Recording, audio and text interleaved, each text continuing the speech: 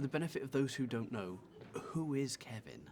Kevin is a squirrel, and he lives with Dr. Dolittle in that forest area, and he goes on a journey with the doctor and everybody else. So you get the call and they say, hey, we have this opinionated squirrel with attitude. We think you'd be great for it. How do you respond? You're like, you want me to play a what now?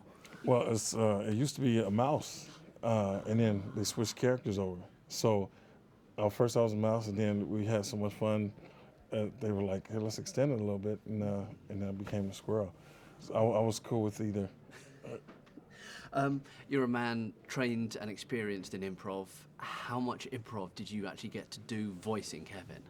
Oh, we got to play around a lot with the script. We had the script, and then with almost every line, it was like we had many alternatives. So we were just collaborating, having fun, throwing lines around. When you're doing something like this, it takes place over, I'm guessing, months, maybe even sometimes years when you do this kind of stuff. How do you keep yourself in that mindset when you're just going into a studio sometime to lay down some more voice work and everything? Do you have to keep it in your head? Do they play it back so you can just remind yourself? How does that work? For my character to stay in character, I slept in the park a couple days before I would go in to record and store some nuts. No, you go in and they'll sometimes they'll play what you did earlier to get you kind of in the mood and see what that energy was, and then you have the director there guiding you, so it's not too hard. How was it working with Stephen? I mean, he's a guy who's known for dark thrillers and dramas and stuff like this. This is his first family movie. How was he as a comedy guy too? Hysterical. He makes Kevin pop. That whole run about well, I don't want to give away too much of the movie, but yeah, it was fun. I look forward to going every time. And obviously, you don't get to interact with Robert. You don't get to interact with I'm guessing most of the other voice cast. Was it just literally you alone in the booth doing your stuff? Yes, Wow. That's typically how it goes. You and producers and the director, and everybody's collaborating, figuring out what you're gonna do with this line, and making sure you got the energy right. And yeah, for the most part, you don't work with the other actors. So have you met any of the other cast members yet?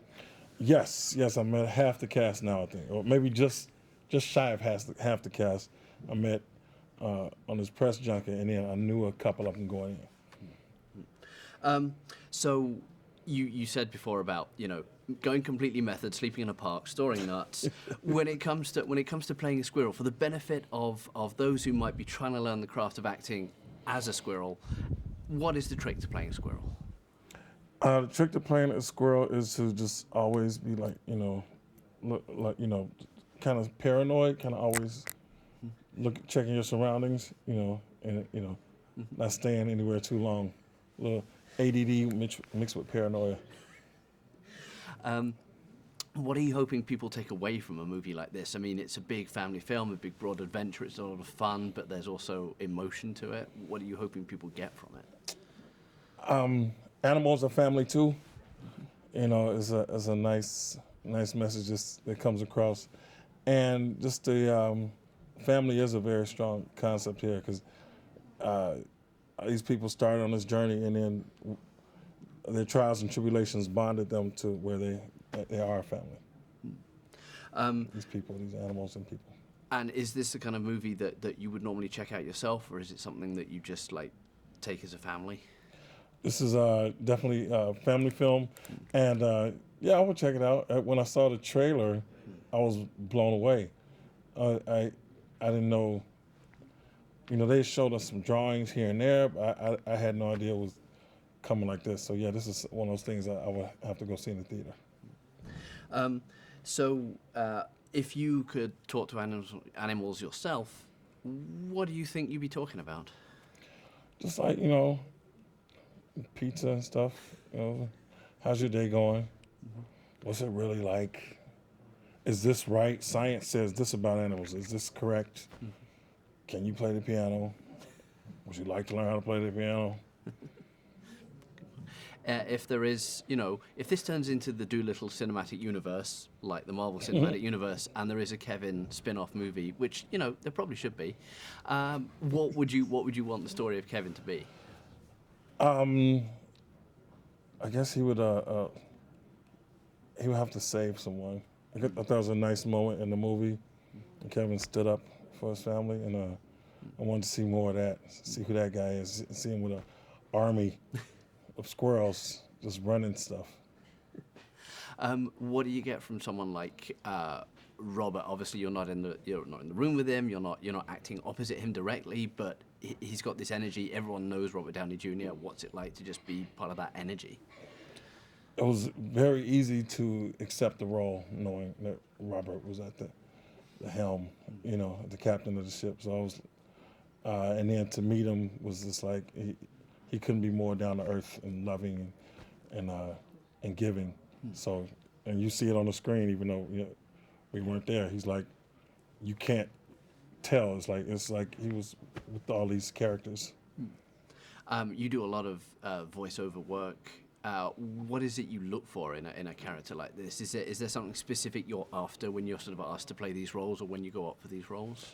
When I see, usually it's something makes me laugh out loud, or just makes me laugh. To be like, I can see what I can do with this, or moved emotionally some kind of way. Sometimes it's something to make me cry, or whatever. But this one, like I said, I played one character first. And it was pretty funny, and then we switched over to Kevin, and then that was like, I lucked into that. So did they tell you why they switched from doing the mouse character to being Kevin? Was it just felt like a better fit for you? I didn't ask. I just said, okay, I'll do it. More sessions? Great, let's go. You didn't say, can I grab the paycheck for the mouse and for Kevin? No, I didn't. So when it comes to sort of big family movies, what do you think people want from this kind of movie?